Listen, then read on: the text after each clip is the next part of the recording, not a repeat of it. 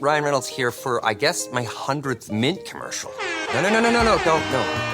No. I mean, honestly, when I started this, I thought I only have to do like 4 of these. I mean, it's unlimited premium wireless for $15 a month. How are there still people paying 2 or 3 times that much? I'm sorry, I shouldn't be victim blaming here.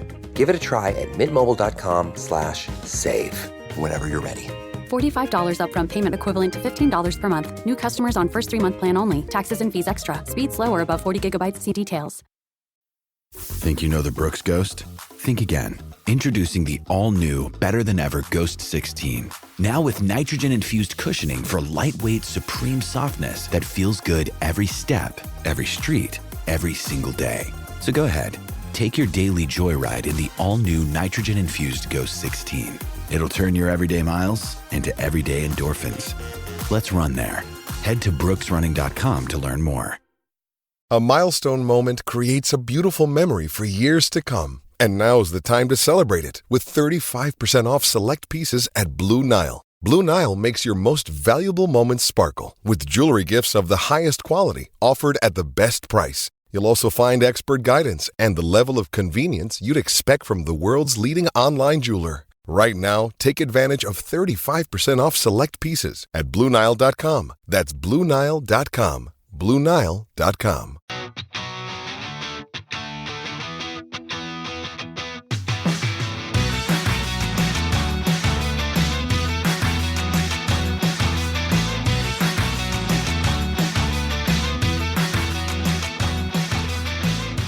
Welcome back, Ram fans. This is Rams Up, your favorite LA Rams podcast. We are a member of the Fans First Sports Network. You can also follow us on YouTube. Our channel is at LA Rams Up. We have video content there as well as our podcasts. I will be joined often by my football gurus, Ian and Paul. Hey, we're not Rams insiders.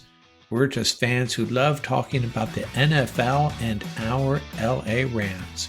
Let's get to it. Hey, welcome back, everybody. Another episode of the Roundtable, Rams Up Roundtable number 43. Got Paul and Ian here. Man, we got a lot to talk about. A lot to talk about as the Rams head into training camp. Exciting times. And man, really thrilled with where this team is headed.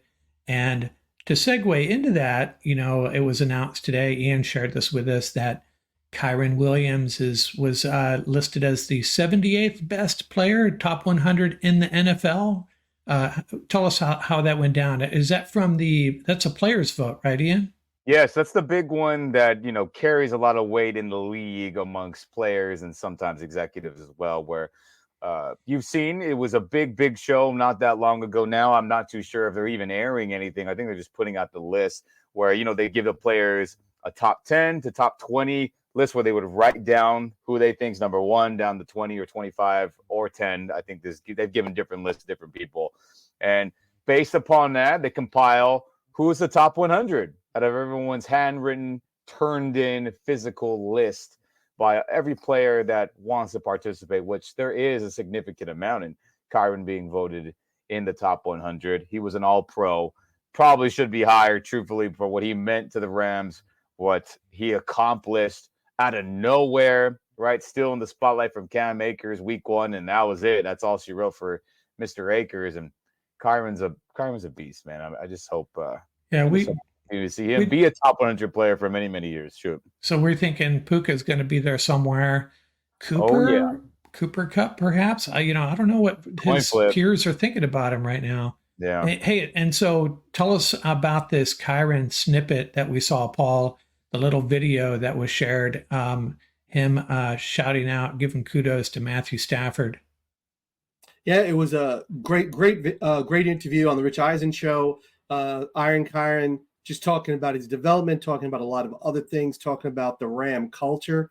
And then they asked him specifically what it's like to play with Optimus 9 and Ram Nation. We're going to be talking about him in a couple of minutes. We got some great news. Take a look down there at my boy Ian's background.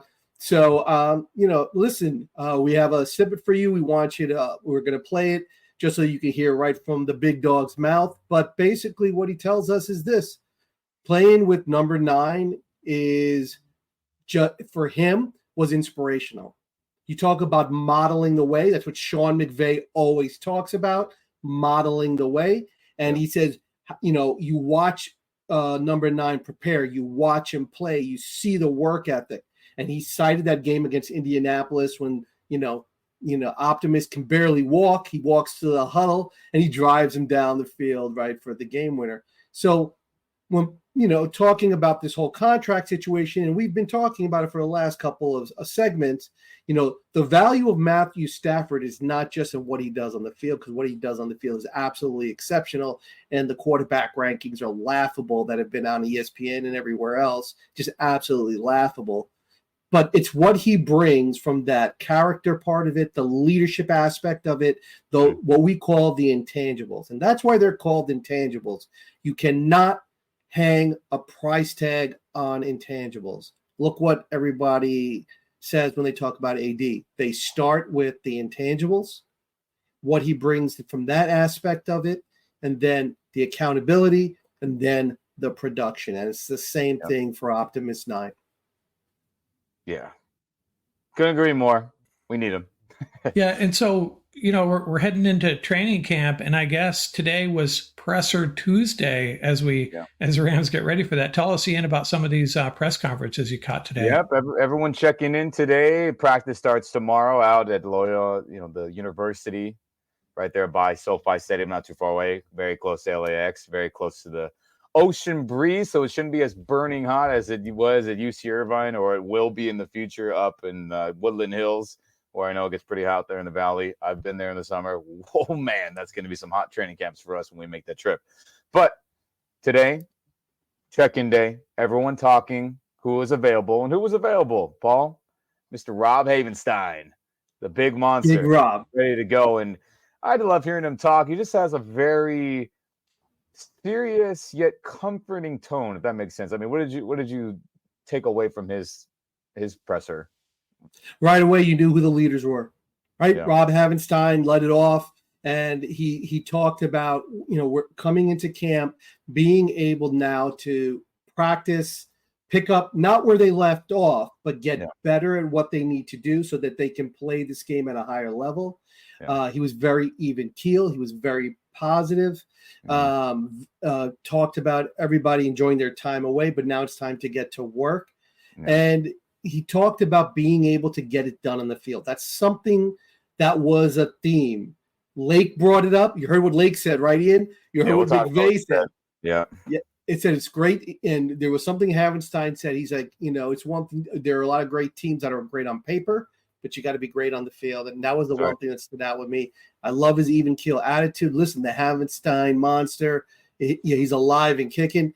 We know about that health scenario last year with the knee and a little bit of the back, but hopefully he's 100%.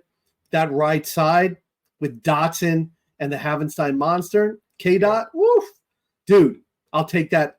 That right side is just straight fire. Yeah. No doubt about it.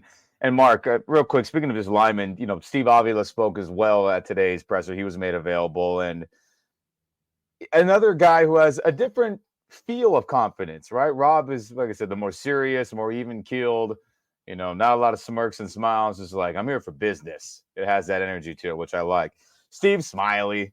He's happy to be there. He's like, man, what a great first year I had. I'm so excited to get back. And he said he will miss playing against and practicing against Aaron Donald. He says, you know what? Our battles in training camp last year made me so much better. And that's one of the many things that we'll miss as Rams fans, and our team will miss clearly. And, people were asking, hey, how is the transition to center? Who will you lean on? He's like, I'm going to lean on everybody possible. Coaching, quarterback, other linemen. He's like, I'm going to be ready to rock by week 1. And that was great to hear from a new center for this team, an important position, especially in this offense, man. People talk about it all the time, how quarterback, center, and tight end are probably the most complicated groups of any McVay offense, whether it's the zone scheme or now this power, gap scheme that we do now. Those three are always talked about as the hardest to learn. And I believe Steve, he'll be ready by week 1 to smash on some Lions. So what were some of the and I other think, pressers? Go ahead. and one additional thing, I think a lot of people have sort of overlooked that this transition to center for Avila and how significant it is. Listen, he also has the protection calls. This is a pass first offense. Ian and I are probably the happiest in Ram Nation. We're running the football again. But think about it this way. We're still, look at that ratio. We're hoping to get to 45-55, right? Yeah, I get, yeah. Pass. But, Avila's got to he's got to keep Stafford upright, right? So those protection calls and everything else and picking up the stunts and blitzers and all that, it's a totally different situation when you're doing it at center. And, you have to bring that up. And I don't think enough people are talking about what that means for this kid and the positive approach that he's taking to it. So the presser for me was very, very positive. And, also, every time I see Avila when they talk about center, I always miss my boy, Shelton Coleman. I know he took a lot of heat, but Coleman was my boy. That kid was nasty. But shout out to Coleman. He's an LA native. Shout out to him. That's right, baby. And but big dog Avila is going to shut it down. I think so too. Yep. So who else was up there? Quentin Lake? Was he? Quentin Lake. Yeah, he talked to good man. We got some good details from him, and people, were asking him, "Hey, man, how's it been now? Do you feel more acclimated? Do you feel like a true veteran?" He's like, "I feel pretty good. I feel like I'm young, but I feel like I know what's up now." And he's excited to play with Cam Curl. He is very excited. He said, "Man, he's another young guy who has a lot of experience and is incredibly talented." And along with that, the question came up of like, "Hey, are you comfortable being in a traditional up top role? You've been obviously a big nickel, star, a nickel, whatever you want to call it, dime. He's played in the past as well for us. It's like, are you comfortable playing traditional up top, not close to the line of scrimmage?" And he says, "Look, it is an adjustment, sure, but he said wherever the Rams need me to play, and as long as I am on the field and making an impact, a positive impact to winning games, he's like, I don't give a damn, pretty much." And I like that from Quinn. Now, again, he even talked about it. We got to see how things shake out. Things can change. And he talked about that. He's like, nothing is set in stone. We're obviously going to figure out who are the best group of 4, the best group of 5, right, for nickel packages, the best group of 6 when we go into dime packages. That's all going to play itself out in the camp, joint practices. But Quinn Lake seems like he doesn't care who he's going to play as long as he's making a positive impact. And that was good this year. And I'm glad that he thinks Cam Curl's good. That's nice. Yeah. Hey, I saw Quentin Lake interviewed on one of the, it might have been ESPN, NFL Network. I don't know where it was. Yeah. And I wasn't really paying attention. And I heard him speaking and I was like, geez, this guy has a future in broadcasting. So well-spoken, super intelligent. And speaking of well-spoken, he was really, really happy that John Johnson's back. I was just about to add that. Yeah, so yeah. I think Lake's going to get a phone call from the NFLPA because the 18-game question came up a couple of times. So when they asked Big Rob goes, "I'll leave that to the NFLPA to handle how we feel about that as players." Yeah. When Lake was asked, he was like, "Hey, listen, they can add 22 games. I'm happy." So he might get a call from the NFLPA about, "Listen, you got to tone it down there." So the other aspect of it was, so the other thing was, what jumped out at me was when he was asked about JJ. He was really, really happy that JJ's there. He said listen what he said. He said, great communicator, great presence in the locker room. Just what we said. Everything that we heard about JJ previously. So, I think what's going to happen is it's going to be really hard to keep JJ out of the starting lineup. If he has a decent camp, he's familiar with the system. They also said that they are not changing a lot. Shula's not changing a lot. The system is being tweaked, right? And it makes sense. It's staying there. I think we might be looking at Lake staying at the star. I think the Rams are going to play a lot of 2-4-5. I think they're going to play a lot of 3-3-5 because now if you look at that secondary configuration, they're probably best when Lake is on the field. That 5 D-back sequence, think about what you would have. You would have JJ, right? You would have Curl. You would then have Lake, right? T Money when he gets back, and then you would have D-Will. Mm-hmm. That secondary configuration on a regular basis, and if you look up front with what they have, I think they can handle the run. I think that 3-3-5 look would be phenomenal. Boom probably would not be on the field when they go to that, or with that 2-4-5 look. Even when they go to that, might be something that we'll see a lot more of. But based on that response, just not to read too much into it, which I actually am, right? Yeah. I think that might be sort of an indicator of what we might see down the road. So who else was up there before we get to McVay's press conference? Mark, your boy was up there. Tutu was up there. Oh, Tutu, yeah, and I caught him and JJ on that podcast. I don't even know podcast. I don't even know who the host was there. Really interesting to hear those guys talk about the difference about living in Miami and LA. Yeah, LA is more expensive, but you have a lot more opportunity to spend money in Miami at 2 a.m, I guess. Yeah. Which I didn't necessarily want to hear from our guys, but Ram Nation, if you don't know, Mark has been on me to take it easy on Tutu. And after this year, after everything with Cam Kinchins and Tutu, I now have a soft spot in my heart for Tutu. So just a couple of quick things on Tutu. So first of all, shout out to Tutu. He was on another interview with Vamos Rams. Great sequence. And he shouted out LA is having better tacos than Miami. So there you go, Ram Nation. Jesus. So that was one thing. So the other thing that Tutu talked about is that Tutu, first of all, he referred to himself as the third person. When they asked him about returning kicks, he goes, I think we're going to see Tutu back there. So Tutu's going to be back there. Good. Do you think that is a done deal? Really? That's really surprising to me. And Tutu brought up an interesting point is that he said, because they got to wait for me to catch it, he says he thinks it's going to be a little bit easier for him to sort of, I guess, from the wear and tear standpoint, to make positive run backs. And it does make sense to a certain degree with the new format. So he says he thinks he's going to be back there. I think it would be a great opportunity for him. Listen, this is his contract year.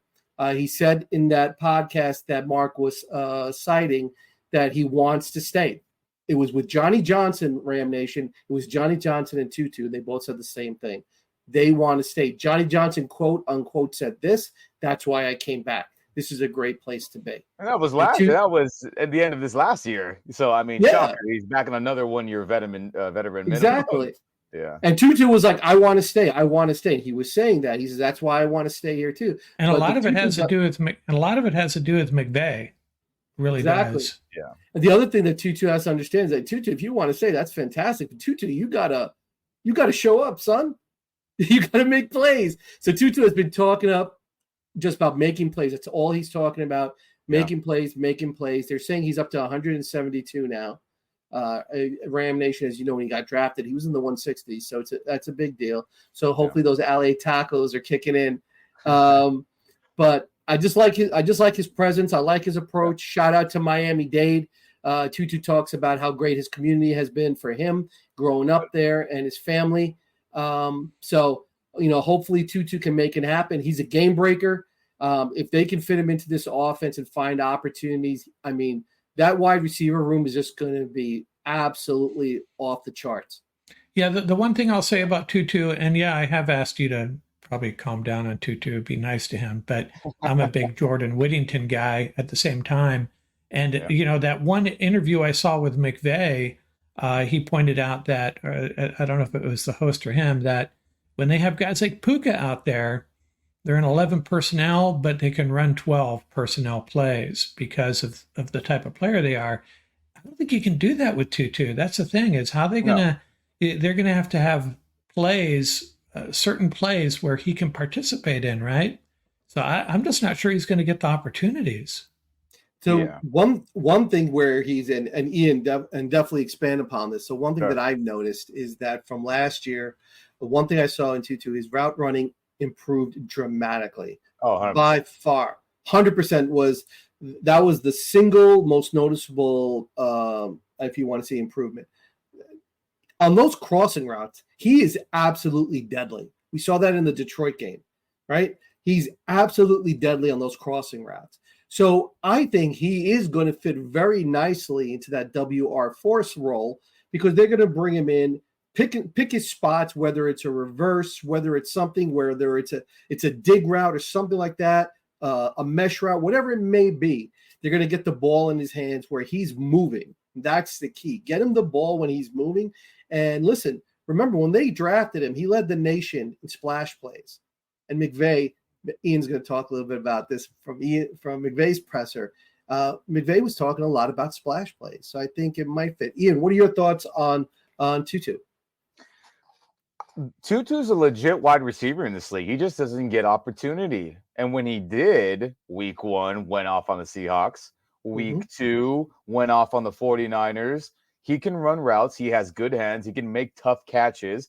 The dude can play. Think about the couple throws that he got in the wild card game. Tough-handed catch. Not a body catch. Tough-handed catch for a small guy. See ya. Get off me. Went for a touchdown. He has a lot of potential, but the problem is his size. We've talked about a bunch. And to your point, Mark, about the running 12 personnel plays out of 11 personnel, 3 wide receivers instead of 2 tight end sets, it's just he's a willing blocker. He can get in front of people and cut people off. But if you're asking him to lead block like a fullback, like Puka Nacua, Cooper Kupp are regularly asked to, or even DeMarcus Robinson every so often, he just doesn't have the body type to do it. So because of that, they have shifted his role into more wide receiver 4/3 rotationally, which is what we saw at the end of last season. And it's unfortunate because he can play wide receiver. If Tavon Austin can run the routes as good as Tutu or could catch as good as Tutu, Tavon Austin would take that all day. And if Tutu could have maybe a bigger body like a Tavon, even though Tavon wasn't a big guy either, I'm sure he would take that too. And it's unfortunate because Tutu can play in this league. It's just his body size and his weight is what holds him back. But there's no doubt about it, everybody. Watch the film. Watch those first 2 weeks I mentioned. Week 1, Seattle. Week 2, 49ers. The guy can play wide receiver, run routes, make big catches, run, and everything other than maybe lay out a linebacker like Nacua and Kupp could do. But he can play. He can definitely play. Now, go ahead, Mark. Yeah, I was just going to say, not a bad option as your 4th or 5th guy. No, that's for sure. And I think on top of this, I think because he knows that he's being phased out just based off the circumstances of what our scheme demands of wide receivers, be a great wide receiver, but also be a great fullback half the time too. It's really incredible. No other team does this, by the way. So because he knows that he does not fit into that, unfortunately, he knows that the kick return is where he's going to make some money and get future contracts. Where he may have additional value, as we talked about last time with McVay and his compressed sets, as that running game gets going and those safeties start cheating down. Yeah. When he's the one receiver, the WR1 on the lineup, right? Yeah. When he's in that configuration, the X. That's it. When he's in that X, or even if he doesn't go, or if he does go in motion, even from the Z, whatever it may be, when he runs those posts, right? When he runs those posts, those corner routes, those deep corner routes, listen, he is going to be a problem, right? And he's going to keep those safeties honest. I think he has been. I mean, think about it. He's either making a big catch or he's getting PI'd. So, I mean, regardless, he's affecting it in a positive way going deep.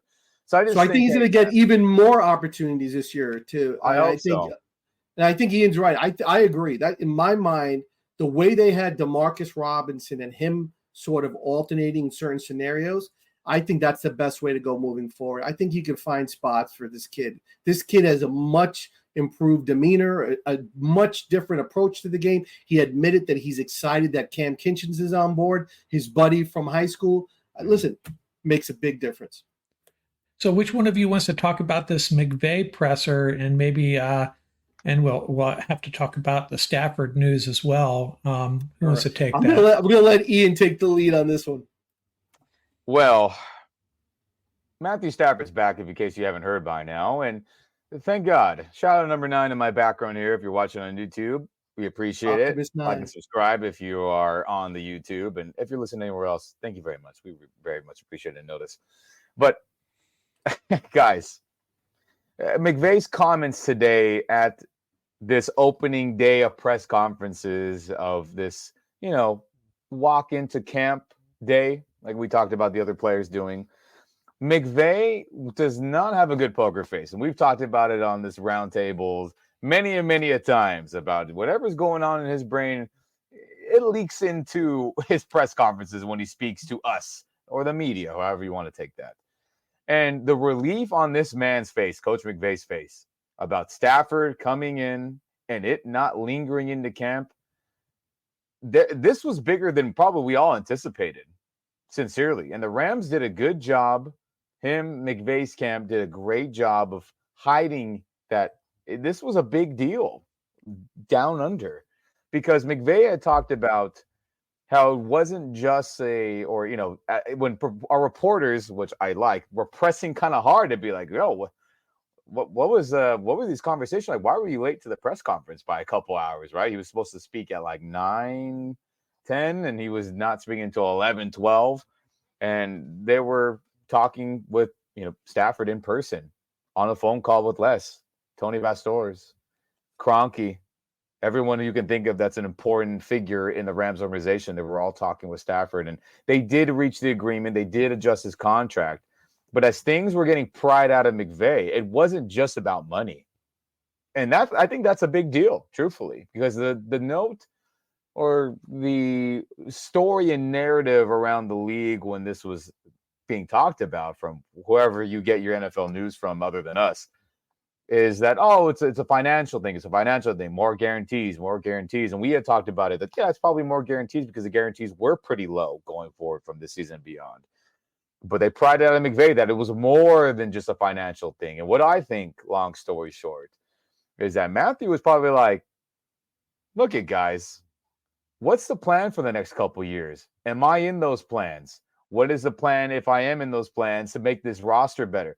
Probably all those complicated, scenarios that a player of this stature, a high-level quarterback, is thinking, man, I'm older. I'm going to be putting my life along, missing my young daughter's life. Like, what is the plan going forward with me? And then if I am in your plans, then what is it? And I think they had those conversations, tough, maybe financial, tough for maybe what their future is, how they view him. I think all those things were talked about. And again, the stress on McVay's face, where he's getting like the flashbacks of those conversations that when reporters were prying at him, I think there was probably some very serious topics that were brought up that were hashed out that McVay said. And he's like, well, I'm glad that we're here now, because I think those were probably those nitty gritty conversations we wish we could hear into. Right. And I think, man, I'm glad he's back, but it was serious, guys. I mean, what do you guys think? I think we had talked about it here not too long ago. They said, what's the window? And I think we all agreed it was about 3 years, right? We said 3 or 4 years, right? The key here is that this contract was not extended in years.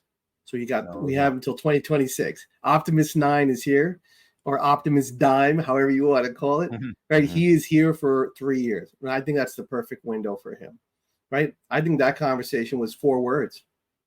Right? Are we all in? He wants to hear from McVay, we are all in. He does not want to have another 2023. He wants to know, are we all in? And I think that's what McVay probably communicated. That, listen, we are all in. We got new bodies. Think of these rookie contracts. They're going to be on board till 2026, are they not? Think about it. We're going to augment the best we can. We're going to work out these. We got some contracts coming off the books, right? So I think that was the situation. I absolutely agree with what Ian said. I think the other scenario is, they probably was more guaranteed money, right? Yeah. So like, listen, I'm going to stand back there. I'm going to take those hits, right? I'm going to make sure I get it done on my end. What are you going to do on your end? So I think that was pretty much the conversation. And if you look at the presser, what did McVay say, right, Ian? He said, all our bodies are in camp. That's quote unquote exactly what he said. We got all our bodies in camp. And I think that's what he was waiting for. I think the one thing I did like, from some of the older players, right, the vets, they're coming in with the mindset. They look much more serious. They look much more focused. They look much more intent from what I've seen. So I think that's a good sign for us. I think, we're seeing it with the comments from Aaron Kyren about staff. Staff's now on board. We got the Havenstein monster taking a more of a leadership role. You're starting to see all these positives. I think the culture is going to take over. The culture is you're going to see the benefits of that.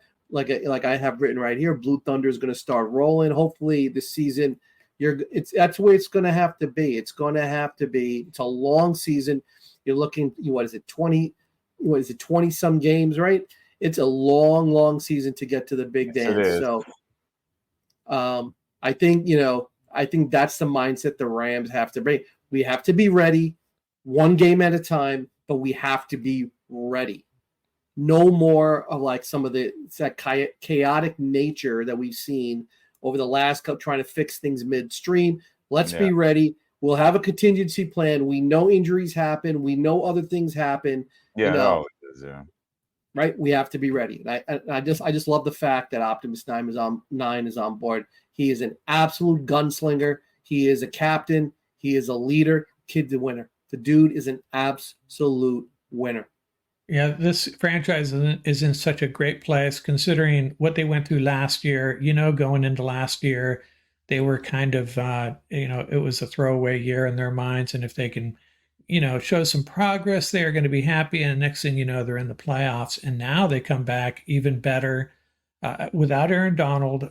I get it. But overall, I think an improved roster, so many weapons, young guys on defense, and a front office and a coaching staff that's just squared away, and hey, if we just dodged any possibility of drama, that's the only thing that they might have been up against if Stafford, ruffled their feathers a little bit. So it's good to have that behind us. No, they had some tough conversations behind the scenes, and I wish I would be able to be a fly on the wall and hear those, because I am very curious. I mean, guys, if anyone hasn't watched McVay's press conference from today, opening day of entering camp, please go watch him speak about those, behind the scene conversations. The man looked stressed and relieved that the stress was over.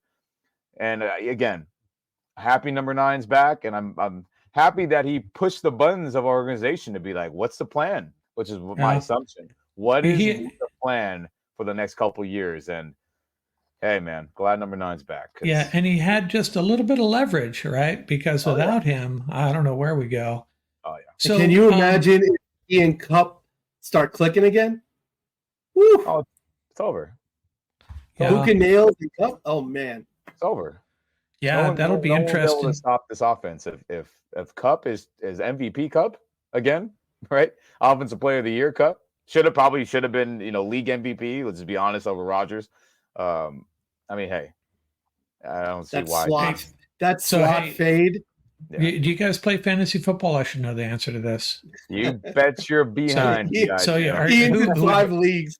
Would you rather have Puka in the second or Cup in the fourth? Ooh. Hey, it's Kaylee Cuoco for Priceline. Ready to go to your happy place for a happy price? Well, why didn't you say so? Just download the Priceline app right now and save up to 60% on hotels. So whether it's Cousin Kevin's Kazoo Concert in Kansas City, go Kevin, or Becky's Bachelorette Bash in Bermuda, you never have to miss a trip ever again. So download the Priceline app today. Your savings are waiting. Go to your happy place for a happy price. Go to your happy price, Priceline. It's time for today's Lucky Land horoscope with Victoria Cash. Life's gotten mundane, so shake up the daily routine and be adventurous with a trip to Lucky Land. You know what they say, your chance to win starts with a spin. So go to LuckyLandSlots.com to play over 100 social casino-style games for free for your chance to redeem some serious prizes. Get lucky today at LuckyLandSlots.com. Available to players in the U.S., excluding Washington and Michigan. No purchase necessary. VGW Group. Void where prohibited by law. 18+. Terms and conditions apply. Yeah, it's interesting. I think, golly, it just depends how it goes. Depends how the board unfolds, just like any GM, any real. Where you're picking, where you're drafting. Where you're picking, right? If you take Kyron into third, when are you taking Blake? Puka's our number 1 wide receiver. It's very clear, unless McVay's force feeding Cup, which is a very strong possibility. I think you just gotta go with young Puka, the more healthy player, who's probably going to get more targets anyway, who got the most targets even when Cup was back. Cup, is a coin flip whether he's going to be fully healthy or not going forward. That's just the reality. I think Puka in the second just makes more sense. I've seen him going in the first, or at least some mocks, and Yeah, that's a little rich for me. it is, but Because Cup's there, only because I get if it. Cup wasn't there, yeah. So hey, let's move on to Paul. You wanted to talk about, hey, it is training camp opening up here. We got to talk roster stuff, right? So you wanted to talk a little bit about starters and open positions that are kind of up for grabs, if there are any. Take it away. How do you want to handle this? Yeah, absolutely. So, Ram Nation, we had promised we would do, as the players report, we would give an update in terms of what we think some of the roster scenarios look like. Particularly, the good news is that if you take a look at the Rams scenario, a lot of their starters are pretty much penciled in. There are some roster spots that we would like to highlight our personal opinions on where some battles might take place and some surprise names that might become notable as camp progresses. So the way we decided to do this is that Ian and I are going to pick our favorite positions, and we're going to take a look at those. We're going to start with, of course, the big dog. We're going to start with quarterback. Ian's going to take us through quarterback and running back, and I'm going to do wide receiver, tight end. So, Ian, take it away. Talk about the big man, Optimus 9. Well, no more drama per Sean McVay. And the number 9 is in my background here, and also at Loyola.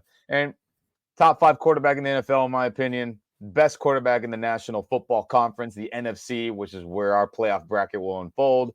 ESPN executive, or the ESPN poll, where they poll players and execs and GMs, believe that's the case. Number 1 starting quarterback, no matter what happens. Duh. I think Jimmy Garoppolo should be the second, and I think he will enter in as the second going in. And yes, he is suspended the first 2 games because of that ankle nonsense he was trying to get through and finagle his way with the Raiders and the Niners. And so because of that nonsense, he got suspended 2 games. But I think when he does return from suspension, he will be the second string quarterback based off his, lengthy, good to maybe not so good resume, depending on how you want to look at it. He should be quarterback 2. Now, quarterback 3, I think, should be Stetson Bennett, and he will probably be quarterback 2 for those first 2 weeks when Jimmy Garoppolo is not available. But who knows? We've seen him make big-time throws in college football. Obviously, last year was a disaster for his rookie campaign based off all the things he was dealing with, and so he is technically another rookie on the team, even though, yes, this is the second year, but I think he'll be the third quarterback as he grows into the position. And then we have Dresser Wynn, who is the fourth, who is the prototypical, what they say, camp arm. Obviously, the fourth quarterback to throw with the 90-man roster before he wiggles his way down to the 53 and so forth and so forth. And who knows? Maybe he has a good preseason. Maybe he earns or outplays Stetson Bennett. Very, very possible. Dresser has been around, been a camp arm for us for many, many years, it feels like now. He should know the offense to a solid degree, I feel. So I think that's 1, 2, 3. Glock 9, like some people like to say, quarterback 1. Jimmy G, like some people like to say, quarterback number 2. Stetson Bennett, number 3, and then Dresser Wynn, number 4. I think that's pretty straightforward. Ian, now, what do you think about the added value of Garoppolo being familiar with the 49ers, bringing some of that aspect to it? I mean, shoot, guys. I think everybody runs a version of the Mike Shanahan offense now in the NFL. It feels that way. Now, obviously, McVay has his version. Kyle has his. You hear Bobby Slowick with Houston has his. Mike McDaniels has his. And we can go down the list of everyone. But they all come from the original Mike Shanahan West Coast offense. So the root of the playbook is the same, which I think benefits a Garoppolo, to your point. Now, I think he has mentioned that, yes, there is some similarities, but he says McVay's offense does veer very differently than Kyle's.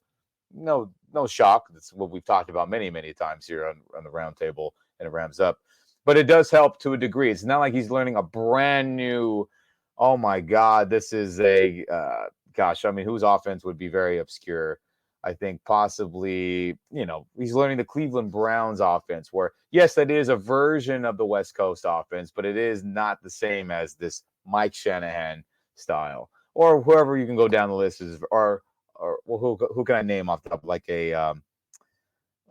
who's the New England Patriots coordinator right now? He came back, who was gone in the league from Alabama.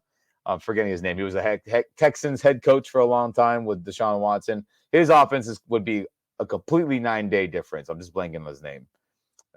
But I think it'll help Garoppolo, to your point, Paul.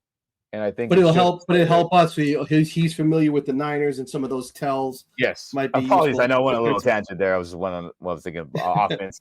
That's how my brain works. I'm just offense and just light bulbs flashing everywhere with offense. But yeah, it's going to help Garoppolo, and it should be helping him already. And then hopefully those 2 weeks where he's sitting on the couch at home suspended, he can be studying that playbook and get more acclimated too. So I think that's pretty obvious. And did you want to go running backs? Or you want to go as everyone knows, Ian's nickname is I Formation, right? He played running back at high school. So Ian, tell us about the running back stable. They look beastly, bro. Yeah, Ivan Karn, 78th best player based on the players list in the entire NFL. Second team All-Pro. Shocker. He's going to be the starting running back to open up cap. Now, this is where people have different opinions. I've talked to other Rams fans, but to me, it should be Blake Corum as the number 2 running back at training camp. All-American, Mr. Michigan, like many Michigan fans, Blake the Great, other Michigan fans like to call him. And based off his resume, based off the schematic fit that he is from Michigan Harbaugh style to ours now being a gap, it's 9-day. And you look at Blake Corum, I mean, we talked about it, kind of looks like Kyren Williams, man. Same body stature, same running style. The number, they're in the 20s of their numbers. There's going to be some times if you're not paying attention, you might mistake one for the other, I think, in games that are going to happen. So based off his talent, everything I just said, he should be in the running back number 2. Now, running back number 3, in my opinion, should be Boston Scott. I like Ronnie Rivers, but Boston Scott, his versatility, his change of pace, I think his receiving ability, his quickness and area burst, very Darren Sproles-like his playing style. I think that's incredibly, incredibly valuable for any offense, no matter what scheme or style you are. I think he should be the running back 3.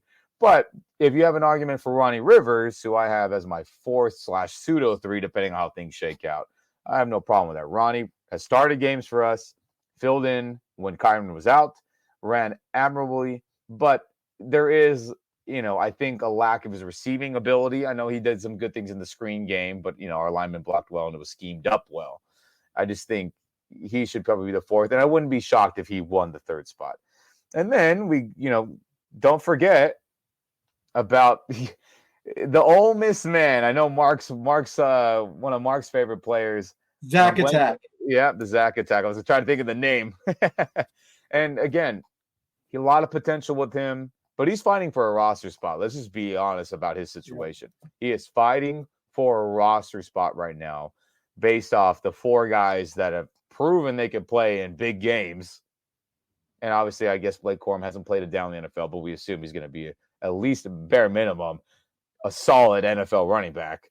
So I think, Zach Evans is going to be up to him to do some good things in practice, joint practices, right? When it's like the second and third string guys are battling on the other side of the fields. And obviously preseason game, he's probably going to get a lot of action. He's the 5th guy, the odd man out right now, unfortunately for him. And we'll see what happens, but that's my 1, 2, 3, 4. I think Zach's destined for the practice squad. But now, have you guys shot down my theory that Boston Scott's going to be one of the return specialists? Yeah. No, he's done that in the past. Yeah. No, him and Tutu should be the 2 guys back there. Let's just be honest. There should be them 2. So obviously he has serious value in that. But the other interesting thing is that at that interview with McVay, that the lengthy interview that he had, he did say, with Kyren Williams, Blake Corum, no plays off. He says when either or they're interchangeable. He doesn't have to do anything to alter his playbook, and that was the rationale behind drafting Blake the Great. And I also think, listen, the point we've made here, Iron Kyren missed 4 or 5 games last year, so this is going to keep him on the field. This actually will keep Kyren on the field more regularly because of the wear and tear being decreased dramatically. So you can see that running back room is rock solid, Ram Nation. I think so. And then, so let's talk about everybody's favorite position, wide receiver, right? So perfect segue to what the Rams do best, and that's Oh, throw the Paul, rock. real quick. You mean wide receiver / fullback room? Is that what you mean to talk about? Hey, Yeah, it's good. listen, you know, In the we same room, by the way. right. And Ram Nation, if you think back, right, we right here on this show, the question was raised to me, 11, is it going to be 11, 12? And my response was, doesn't matter who's on the field. They can run 11 or 12. It doesn't matter from their base 11. And that's exactly what McVay said, because the blocking capacity of these wide receivers, which is just absolutely off the charts. Right. And when we start to go through the depth chart, even they have some very, very physical wide receivers. So we're not just talking about their catching acumen or their route running capacity. Now we're talking about the ability to be physical. So let's go through this. I love this wide receiver room. And I don't want to speak for everybody else in Rams Up, but I know the Rams Up family loves this room as well. We have King Cup. You got to start with King Cup. So, we're hopeful that we're going to see the Cooper Renaissance, right, back to form, because if he starts clicking again with Puka, that is a 1-2 duo that is probably going to be tops in the league by far. Yeah. Right? So we know it's going to be Coop, it's going to be Puka Nails. We got D15, Demarcus Robinson, D-Rob. D. Robinson has proven he's not just a wily veteran. He is a quality veteran. He's a legit wide receiver 3. He's a perfect complement. And there's a wonderful, wonderful snippet of when Tyler Johnson got on the field. He's sitting there talking to D-Rob, and Tyler Johnson turns to him and he goes, I love football. And D-Rob looks down at him and goes, I love football. That's why I love being here. Once again, another player saying, this is last year's game, saying I love to be in Los Angeles with the Rams. So that's going to be the WR3. That's going to probably, no doubt about it, it's going to be Demarcus Robinson. Then you got Tutu. Tutu's got the WR4, in my opinion. I don't think there's any question of that. The fact that they're exploring return capabilities means they have confidence in him, and probably means Tutu wants to get on the field. He wants to show what he can do. The kid is electric. We can say whatever we want. Look, Creed Humphreys will always bother everybody. We know that, right? I'm sorry, Mark, right? We know that, but It is what it is, right? So Tutu Atwell will be WR4. Now here's where it gets interesting. I love the Tyler Johnson signing. I think it's a great signing. For those of you that don't know, he had a great career at Minnesota. If I'm not mistaken, I think he's number 1 Minnesota all time in touchdowns, if not receiving yards. Yep. So Tyler Johnson, he played for 2 years with Brady. He's got a ring from playing with Brady. So he was catching passes in the playoffs for them too. Absolutely, he's big games. It's not like some. He's not just a throwaway receiver. So I love the Johnson signing. I also love the Jordan Whittington draft. People are going to be talking about this kid. If it's not this season, it's next season, man. If his knee is healthy and he's ready to go, he just fits in perfectly. He's got everything. He's got the mentality, the physicality, everything about it. And he is talented. Remember, this kid was, if I'm not mistaken, I think he was a 4-star, 5-star recruit at running back. That's how ridiculous this kid is. And that's something that's really big in the Rams offense, is that yak capacity to take those 10, 15-yard plays and take them to the house. That's something that McVay has talked about, which has been missing from this offense. They have to do it more consistently. And I see that from this kid. Whittington can do that. So I think this is going to be interesting. Mark always asks me what's interesting training camp battle. I think it's going to be Whittington and Tyler Johnson. I think it's going to be right there. We have some other receivers, but for Ram Nation, definitely keep an eye on that Whittington-Tyler Johnson scenario. It's a win-win for the Rams, whoever comes out on top. It doesn't matter because they're both making the roster. There's some other names that have come up. I know everybody's talking about Drake Stoops, the coach's kid out of Oklahoma, right? Smaller player. We got the kid out of Cortland. So we have Xavier Smith that's made his name familiar. So, but I think the core players right there, I think that last spot for the wide receiver room is wide open. And that's really going to go to the player that probably can play the best on special teams, not just returning kicks, but special teams coverage. I think it's something that not a lot of people are talking about. The new kickoff rule is going to make special teams coverage a priority. So I think this last roster spot, I think that's going to be the deciding factor. Tight end. Wow. Talk about a position that the Rams don't utilize that is just glaring with talent. Just holy cow. You talk about your cup running over. So right now we know we got Colby Parkinson. You talk about return to LA, right? Yeah. So we know he's penciled in as the starter. But I am telling you, Ram Nation, this TE2 scenario with Davis Allen, this kid is uber talented. He has length beyond length. He just has to work on his blocking. He can play, man. The kid can play. Get the ball in his hands, get the ball downfield. He has to break tackles, has to be more physical in that aspect of it. The only thing holding this kid back is his blocking capacity.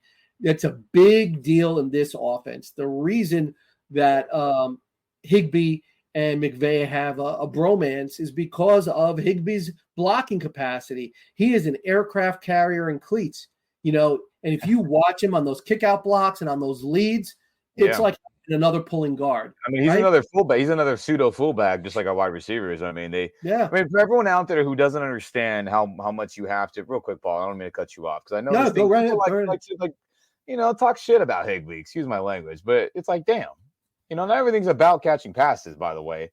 So what we call is a wham block, which you see a lot, or you see him, or our receivers do it as well. So basically, what it is that instead of an O-lineman pulling meaning that he's not blocking the person in front of him, he's blocking someone on the other side of him away. So he's like turning and getting a running head start to lay somebody out and clear them out of the way.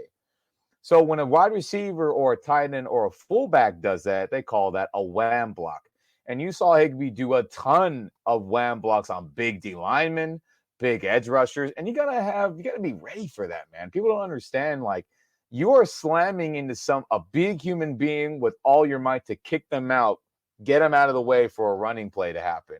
And Tyler Higbee was pretty good. Would he miss sometimes? And you'd see that sometimes he would go 400 miles an hour and go in to slam into the D lineman or the edge rusher and would miss. But sometimes that'd be enough to just hesitate that defensive lineman to not make the tackle. But to do that a lot, for which we asked him, no wonder why his ass was beat up all the time. Because, man, that is a hard thing to do constantly have to down block on D linemen, constantly have to reach block on edge rushers. And then every other run play, when it's not a wide receiver doing it, hey, can you be the lead fullback on this wham block duo play or counter or, tight end fullback trap? I mean, Higbee, shout out to that guy, man. Shout out to him. And he doesn't get enough respect for that stuff. Anyway, sorry. Yeah, the one thing I noticed about Higbee too is his body language when he misses a block. No one is more pissed off than Tyler Higbee when he doesn't get the full block on somebody. Yeah. It's kind of funny to watch. He doesn't get the wham in the wham block. right. And you can tell with his body language. Those backside kickouts, those backside seals. That's so those, that edge rusher or, the person coming off the edge doesn't come down the line of scrimmage to shut down the running game. I mean, that's a big deal. And that's another thing that Higbee does. He just wipes those guys out. Yeah.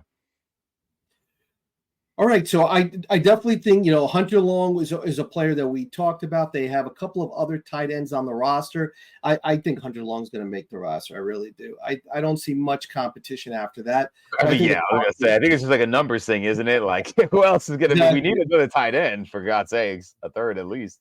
Sorry. So I definitely think I think that's a scenario there. Yeah. So I think, but once again, I think the 1 and 2 there, Parkinson and Davis Allen, that keep an eye, Ram Nation, on that Davis Allen situation. I think he's going to find his way onto the field. When do you think Higbee will be back? Do we have? I know that you put him on the physically unable to perform. Yeah, they put him on PUP today. Right. I mean, I saw it the other day because I was just watching something randomly on TV, and that came up. The highlights came up. I mean, that looked gruesome. I mean, I'm not a medical expert, but that looks gruesome. He tore a significant amount of ligaments in his knee. So, I mean, if I see him anytime before week 8, the halfway point-ish, I'll be shocked. Yeah. I'll be absolutely shocked. I mean, if we see him in December even, I'd be like, wow, what a great comeback, because it was so late into the season, right? It's a playoff game. He got hurt. It was so late into the season. Yeah, January. Early into the next offseason, right? Or the sequential season that we're in now. So truthfully, I think December would be ideal for like a good, like, okay, he's had enough time, maybe. But you always hear from people, man, when you have significant knee injuries, it almost takes you even another full season to really get back ramped up. So no wonder why the Rams gave Colby Parkinson an equivalent contract to Tyler Higbee, starting caliber, because they're hoping that Higbee can come back, but they're not counting on it. They're not counting on it, truthfully, based on that contract they gave to Colby. So we'll see. We'll see. But December, I think, would be the right time, maybe. All right, Higgs, we're pulling for you, baby. I want to see you back. No kidding. Mm-hmm. Absolute road grader, man. Yeah. All right, so let's take a look at the O-line now. The O-line situation, we have a lot of smiles. We got a lot of tonnage up there. So, Ian, you want to take a look at some of the spots, and we'll go over. Well, let's start with. You want to take a look at tackle? Let's take a look at tackle. Yes, tackle. So we'll start with big Rob Havenstein. He's entering year 10 as a Ram. Fantastic. I mean, he talked in his press conference real quick about how went from St. Louis to LA, Coliseum to SoFi. I mean, the man is, or different practice facilities. I mean, he's seen it all as a Ram, and respect to him. So the right tackle, Rob, the Iron Man, like I like to call him. Then we can start with who is his backup. Well, depending on how you want to look at it, hopefully it is not Zach Thomas, who we've seen some bad moments from, but Joe Noteboom is a serviceable, and I think he is a starting tackle in this league. I think he definitely can, so that would be the ideal backup. We have Warren McClendon possibly as a backup, and all these. I mean, let me back up. So Rob Havenstein's number one. I think Joe Noteboom is the second offensive lineman for pretty much every position other than center. Yeah, he's the swing guy. Yeah. He's the sixth man, if you want to call it. But I think between Zach, AGR Curry, Warren McClendon, I mean, who knows how that's going to shake out? I have no idea, truthfully. Maybe Warren McClendon would probably be that third man, possibly. But again, just like a lot of other positions, we're going to see how camp unfolds. These joint practices will tell a lot. Preseason games where we're going to see these guys. I think that is going to play a big factor in how that all shakes out. So again, Joel Noteboom's the official sixth man for every position we go forth. But again, Zach Thomas, Warren McClendon Jr., AGR Curry, who knows? And we're going to find out. So Ram Nation. So the tackle situation looks actually rock solid. There was a lot of talk about Noteboom and his contract. So you're seeing the benefit of that now. So when you look at the tackle situation, left tackle, right tackle, you really have two on either side because you have Noteboom there.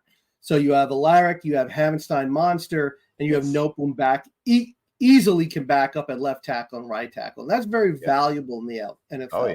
McClendon, I remember when they drafted him, I was a big fan of McClendon, kid from Georgia, has a lot of versatility. So, if he's listed and he wins that spot I know he had some injuries last year, but I think he's definitely capable, either playing inside as well.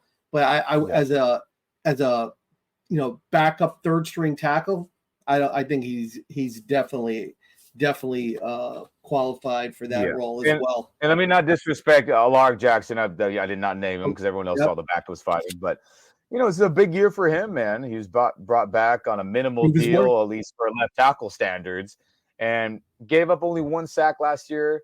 I think he had like over 20 pressures. I mean, it wasn't terrible, but obviously it wasn't great. We saw some good moments for him. We've seen some bad moments. And then towards the end of the year, he was playing some pretty solid football, no doubt about it. But I think it really depends on his play. Is he going to be average? Is he going to be playing good football like he was at the end of last season? Or is it going to be up and down? I think anything other than playing good football like the end of this last season, I mean, we're not in a good spot with the O-line, despite the other positions. So he will be the starter unless something catastrophic happens or his play dips significantly and Noteboom overtakes him or something happens. But he will be the other starting right tackle. So do you want me to jump into the guards situation? Yeah, let's take a look at the guards. Where's the beef? Let's answer that question. Oh, well, we were all going to be in a pissed off mood if Kevin Dotson wasn't re-signed, right? When that was going on, and it was kind the of real K-Dot. Right? Yes, the other K-Dot in LA. When we're happy to have you, Mr. Kevin Dotson, back. So he will be at right guard, I presume. And a monster, should have been an all-pro, should have been a Pro Bowler. I mean, he was one of the best guards in football last year by a long mile, in my opinion. So, shocker. He got paid, balled out. Welcome back.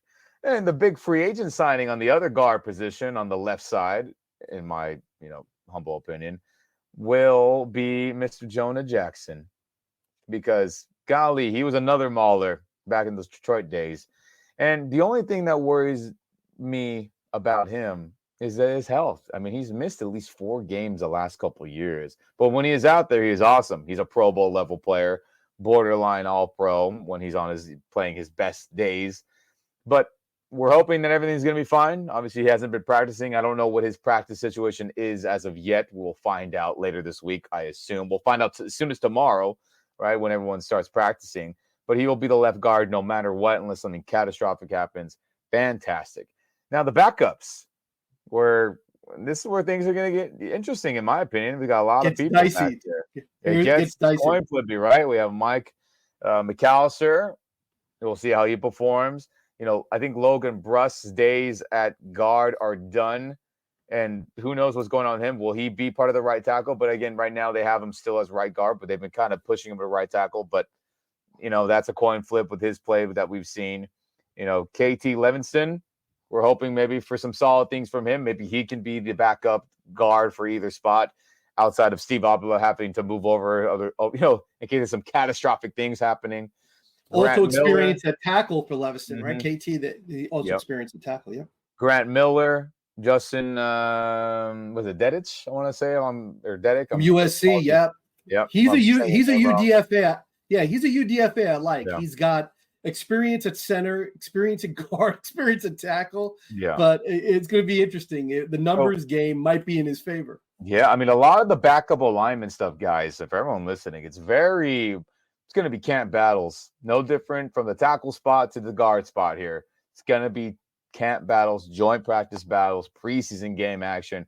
That'll decide who gets those backup third string spots or even who gets, shot off the roster, unfortunately. So now you didn't mention Bo Limmer, or are you about to get to him? I was gonna chime in on that. So it looks like the roster battle here is going to be for the backups at guard. Bo Limmer, I think, eventually by the end of this camp is going to be the backup guard, if not the guard for both. Because the same thing that they're doing with Nopum.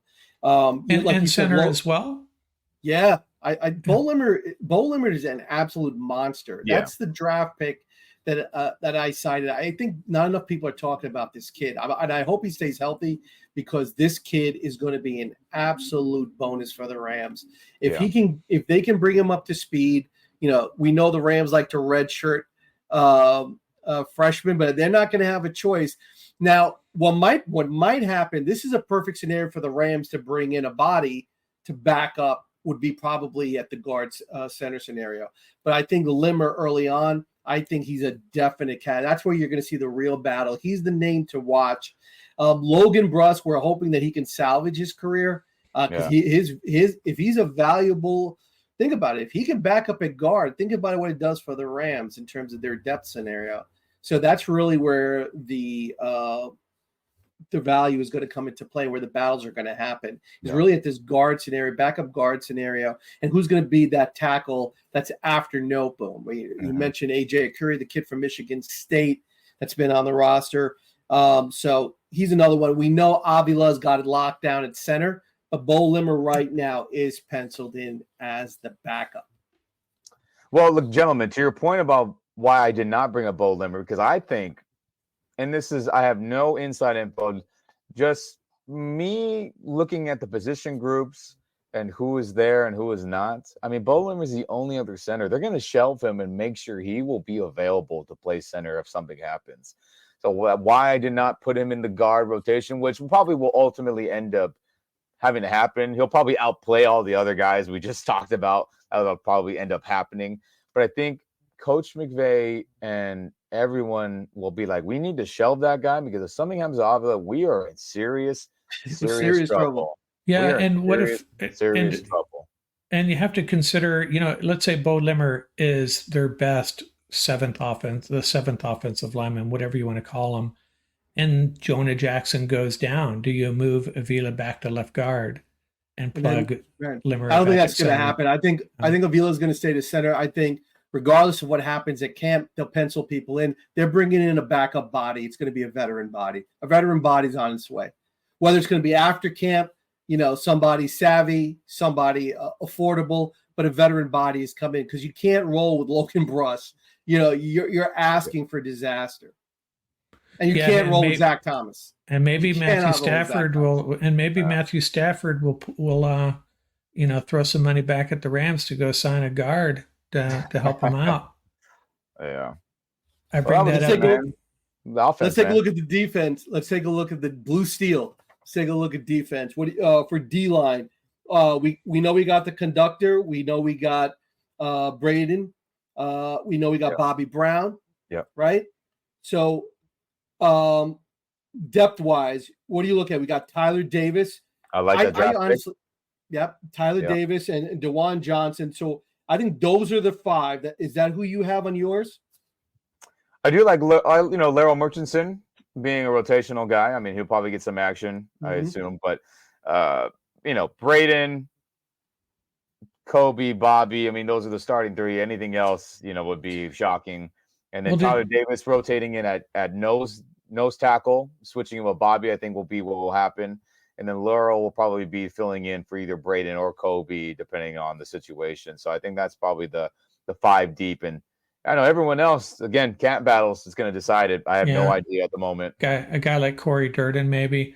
And, and Michael Hoyt's a wild card. I'm not saying he's going to be part of that defensive line rotation, but, I think his days are done there. I do. Yeah. McVay made a comment in the one interview insinuating that they haven't done Hoyt justice by they haven't. Jesus. Putting him in positions where they're going to try. I think what he's trying to say is they have the people now where they can now utilize Hoyt the way he should be utilized and not put him in bad positions. So what that means, where he rolls in, I'm not sure. We'll have to see. Yeah, I think he's going to get some. I think he's going to get some reps to pass rush from the end spot. I think he's going to get a lot of opportunities to get on the field while both Monster Zero and Bars are on the field. So I think that's what's going to happen. I think that would be a great front. And I think it would give the Rams a lot of flexibility. I think it would keep him fresh. I think it would be, keep everybody else fresh. But, Durden has shown that he can stop the run. I think what's going to happen is also Corey Durden, the Rams. Yeah, Corey Durden. I think Corey Durden has shown that he can stop the run. So he might forge his way into that. One thing I will say is Tyler Davis. Keep an eye on Tyler Davis. I think if somebody can hold down a backup spot at nose behind Bobby Brown, I think they want to get Tyler Davis into a non-nose tackle scenario. Let him play some end, right? I think this kid would be great for I think he'd be great in any of the other scenarios. I don't think he could just play the 0 and the 1. I think this kid's got a lot more potential than just playing lumbering nose tackle. So that's a training camp scenario for the Ram Nation to keep an eye on, is watch Tyler Davis get some opportunities outside of just stopping the run and being a run stuffer. Yeah.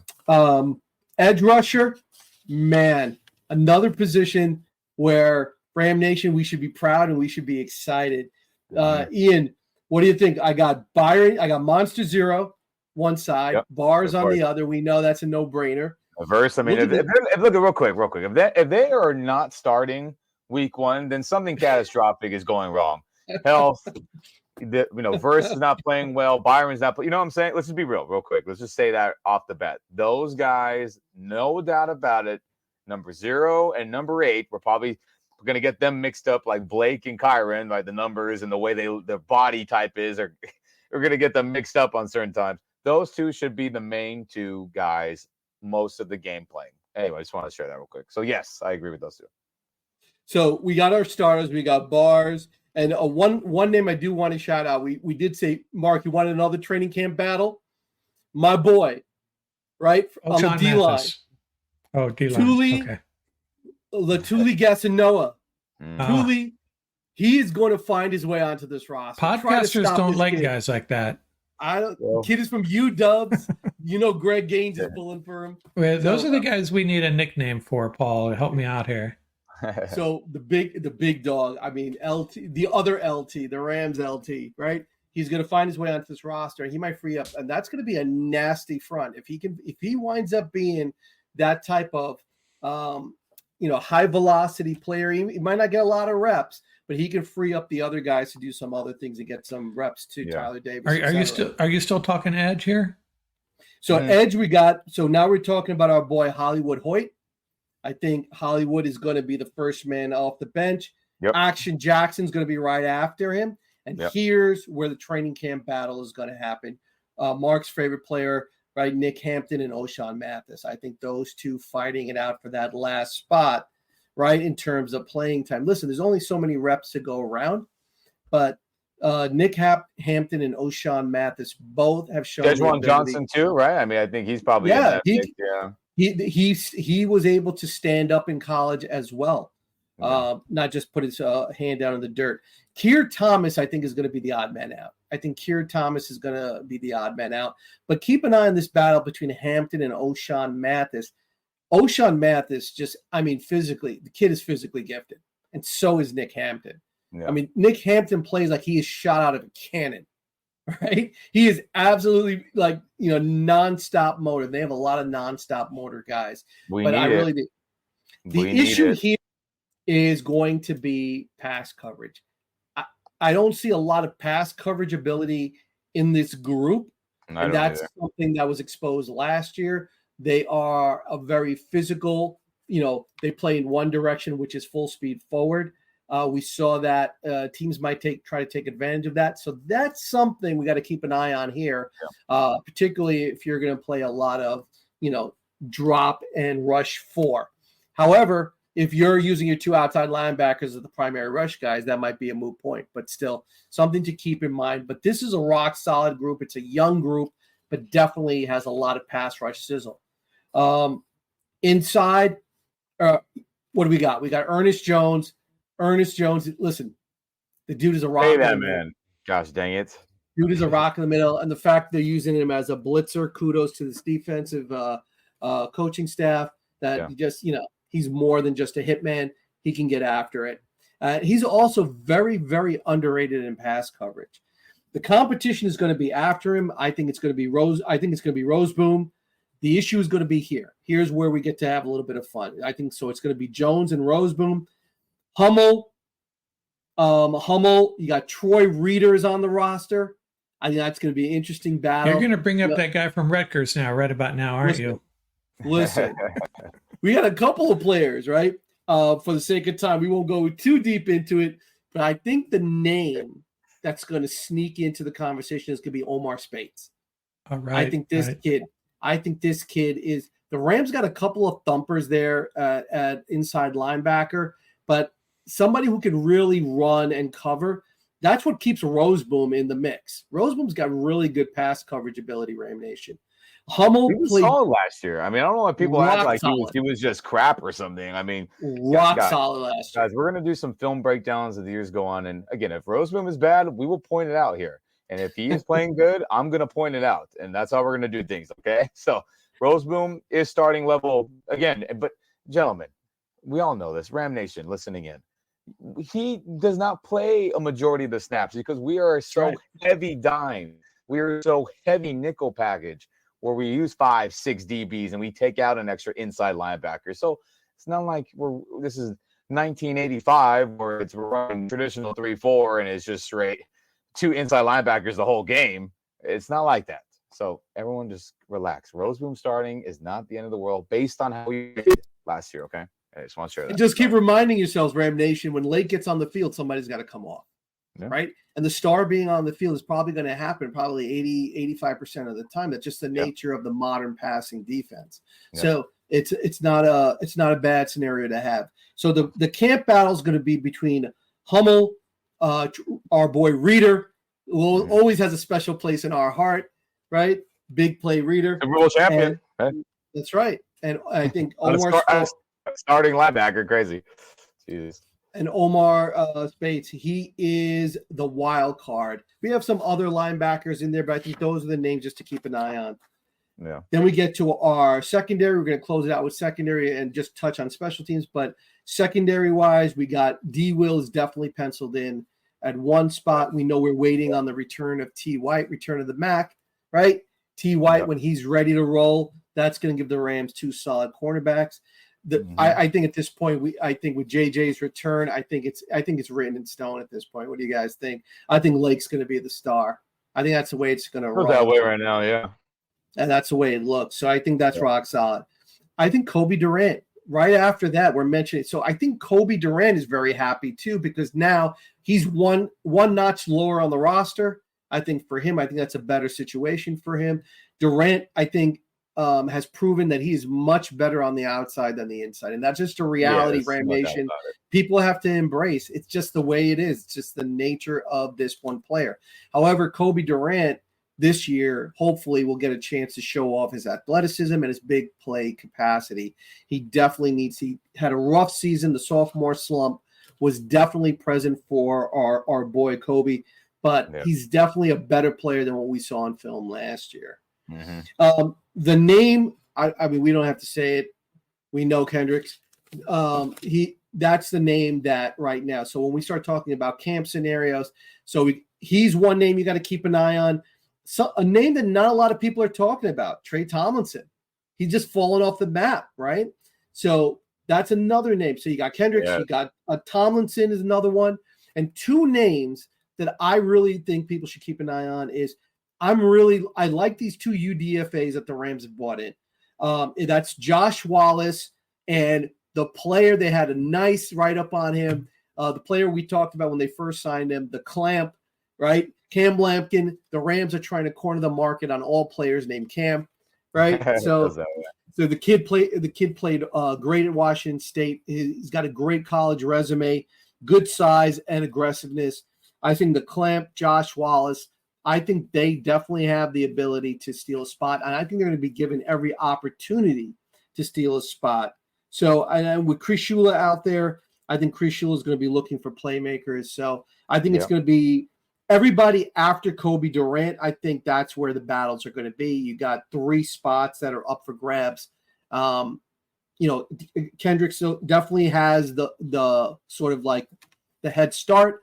He's definitely got the advantage right now. But I think that's going to be the most interesting camp battle. Is going to be in the secondary scenario for the latter half of the quarterback positions. So let me. So you think John Johnson's for sure the starting free safety? I think strong. I think what's going to happen is either JJ is going to get that starting free safety spot, or what they're going to do is they're going to let Lake play free safety, and then in certain scenarios, Johnson's going to come in and Lake's going to drop down to the start. I think that's going to be the plan B. And so we'll see what happens either or too, right? I mean, we'll see how he plays out because there was a lot of high hopes for him, Cameron Kitchens. The safety scenario gets even more muddy when you start talking about Cam Kitchens and Russ Yeast, right? So where's Russ Yeast going to fit in, right? Yeah. That's the part that Camp's going to straighten out for us, is really going to decide. I don't think Cam Kitchens is going to go down quietly. I think he wants to get out there. I think Russ Yeast wants to get out there. So they're going to be interesting to watch out. But I think Cam Kitchens is making the roster. There's no question about it. Yeah. And I think he can make the roster. And let me say this hypothetical scenario of the dime package, and real quick for everyone out there, it's when you have 6 defensive backs on the field. So Darius Williams on one corner, Tre'Davious White on the other corner, Quinn Lake as the star, Russ Yeast, who played the dime linebacker spot. So you take out Christian Roseboom, who's next to Ernest Jones, and you put in Russ Yeast next to him. So that would be the dime linebacker. And then you have John Johnson and Cameron Curl. So I think that would be the 1, 2, 3, 4, 5, 6 actually. And I think that'd be pretty good. I think that group. What do you guys think? Again, John Johnson. How great will Cam be? How great would Cam be backing up Russ Yeast at the dime linebacker? I think it'd be good. And again, one more time, everybody, in case it escaped you or audio stuff. D. Will, one corner. Tre'Davious White, the other corner. Quinn Lake at the star. Russ Yeast at the dime. And then you have John Johnson and Cameron Curl up top. I think that's probably going to be the ideal defensive back package group coverage unit when the season gets kicked off, I think. But we'll see. Maybe Darion Kendrick plays great. Maybe Kobe Durant steps up. Maybe John Johnson, takes a step back as he, as gets more veteran heavy in his years of playing in the league. Who knows? But that would probably be ideal to see, I think, right? What are your thoughts, special teams? Obviously, that's been a sore point for the Rams. Alex Ward's a long snapper. Yeah. Hey, so I have a question about special teams, and so with the new rules, I mean, previous to the old rules, there's a distinct difference between the characteristics of a kick returner and a punt returner. Is that still true? Under the new rules? Yeah. What I'm getting at is, could we have one player serving both duties, Tutu Atwell, Boston Scott, whatever the case may be? Right. You know what I'm saying? I think the kick returns are going to be more punt returnish, aren't they? No, I definitely think the kick return will be more. I think it's going to be more running back-esque. Well, right. But certainly, that's quite a bit different than a returning traditional kickoff still, right? Yes, and I still think that is different than even punts, because punts, once the ball has been snapped, it's everyone's full go. No one can move until the kick returner in a kickoff catches the kickoff.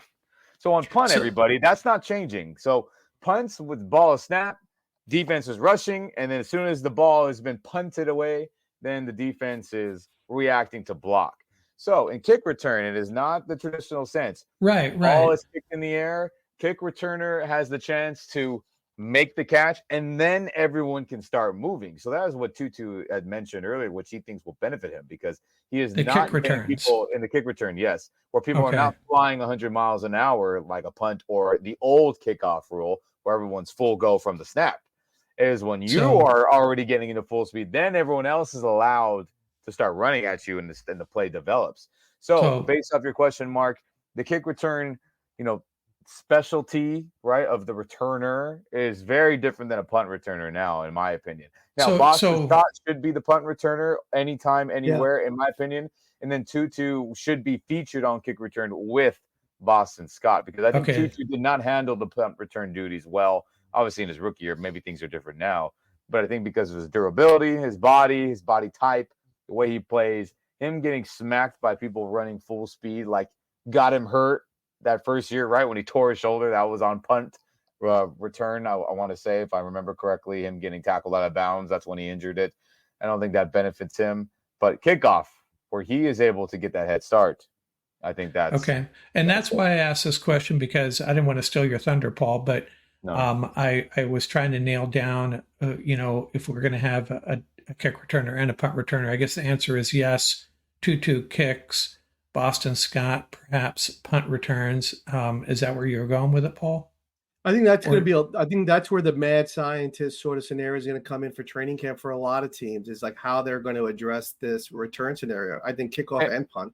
And I think you need two returners for kick return, based off the rules of it landing in the landing zone, right? It's not like with the old school where even if it touches the field and rolls out of bounds, it's still a penalty on the kicking team, and you have good field position as the offense.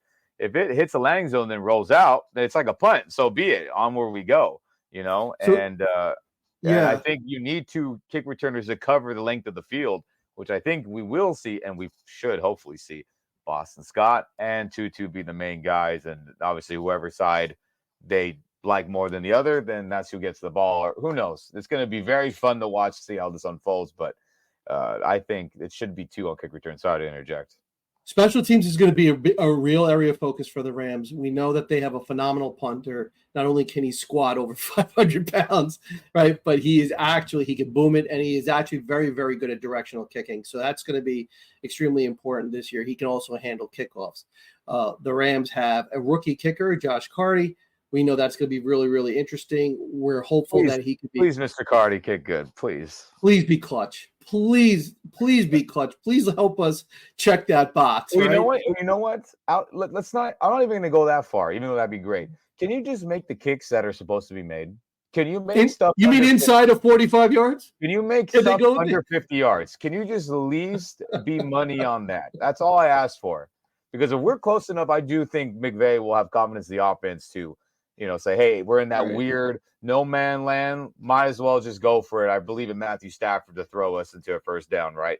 But please, Mr. Carty, can you please make the kicks that you're supposed to make? Give me everything under 50 yards, please. And just in closing, I think the returners are definitely going to be, now that Tutu let the cat out of the bag, I definitely think you're looking at somebody like Scott and with Tutu, or maybe somebody like, I don't know, Zach Evans, maybe Whittington wants to take a shot. I don't think they'll take a chance with Whittington though, but I think it's definitely going to be something like Scott and Tutu. A kickoff scenario is probably Scott's going to handle the punt return because he's super reliable and he's done it before. Oh, yeah. I think whether or not McVay, he didn't mention it at his presser, but I think high on his priority list is to get the special teams in order. The coverage units, the return units, I think that's going to be a major priority. I don't think he wants that to become a festering boil like it has been in the past couple of seasons. It should be an area, if it's not going to be an area of glaring strength, it should be an area of consistency. And I think that's going to be a major priority. Go ahead, Mark. Yeah, it may be trivial, but you mentioned that Ethan Evans, the punter, can handle kickoffs. I don't know, his leg strength, that's why he was kicking off last year. Our coverage was so bad, kick it out of the back of the end zone. That doesn't work anymore though, right? So is he still suited for kickoffs, or is it going to be Joshua Carty? That's where the mad scientist scenario comes in. They're going to try it both ways. Yeah, I'm not sure how much I care. I just can't wait to see what they do. There's going to be a time where a kicker's going to be one-on-one the returner. He's going to get embarrassed. I mean, we're going to see it probably more often than not. And Ethan Evans, being the squat master that he is his body type and his strength is valuable on kickoffs now. So hopefully he learns some new skill sets in the kicking game outside of punting, because, again, his body type and stature for possibly more likely than not being in scrums tackling the returner, which the XFL had a significant amount of kickers being involved on, the scrums of tackling the returner or tackling one-on-one. It's going to happen. We're going to be put in that situation, and I don't think Mr. Carty is going to have any chance. Ethan Evans, maybe. So that could cost you the season. So that's another. So that's there are a lot of scenarios that are going to unfold based on this new rule. I mean, this new rule seemed very innocent when they rolled it out. And to Mark's point, there's a lot of game within the game now that has been brought back to special teams, which I think is a good thing. It is the third phase of football, and it should be appreciated and become an area of focus. But I think there's a lot of game within the game now that's going to have to be hashed out during training camp and during the season as well. Yep. Yeah, and it probably would be ideal just to let Joshua Carty concentrate on making 38-yard field goals and let Ethan Evans handle the kicking. Please give me everything 50 and under, for God's sake. God. And I think he will. I think he will. I'm not convinced. Not sure about the 54 and 57 yarders, but I could live with 90% on the 49 yarders. Yeah. Is that all we got? Till next time, after we get some training camp sessions underway. Hey, and if any of you listeners or viewers out there are at training camp and you want to come on the show and report for us, shoot me an email. We'll try to get you on. And we probably want to do this next week, right? Next Tuesday, maybe. See what's happened between now and then. Training camp updates. It's on, gentlemen. August is upon us. People are reporting to camp. Everyone will be practicing by tomorrow. I mean, you're stuck with us, everybody, for the next how many months? Till Super Bowl Sunday, it feels like. Oh, yeah, mid-February. Like the song says, the boys are back in town. Blue Thunder is rolling. Yeah. Okay, guys, thanks a lot for your time. And out here from Rams Up, we'll do it again in a week. Yes. Make sure you subscribe, Ram Nation. Go Rams, baby. See y'all soon.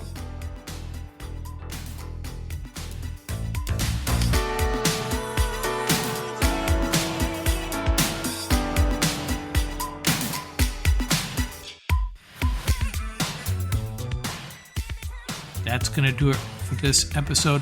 Remember, you can reach us at ramsuppodcast@gmail.com. And don't forget about our YouTube channel. Our handle is at laramsup.com. Till next time, keep the horns up, stay safe, and have fun out there.